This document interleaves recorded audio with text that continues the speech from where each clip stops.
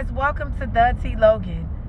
Today's lesson, we're going to discuss the question, who says you have to be a pauper?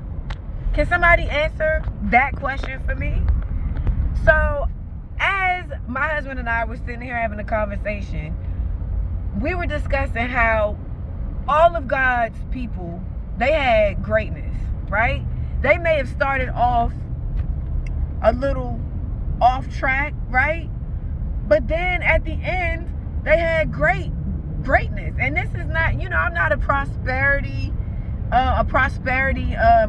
teacher or preacher, or I'm not a preacher, but you know how it's these pastors say, hey, greater is coming, greatness, oh, your money, and God is going to give you this or that.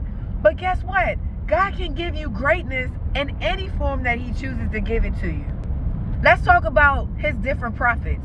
For one, let's talk about Joseph. Joseph came from a rich family. Why? Because he was a part of the inheritance. Abraham, Isaac, Jacob. Let's not forget it. And Jacob, how about Abraham and Isaac, right? They were the patriarchs of inheritance. The inheritance. They had land. They were rich. Who says that you have to be poor? Who says that you have to live shabby? And who says that you have to be broke when you're a Christian, right? Joseph, he had to learn the hard way because he got a bit cocky.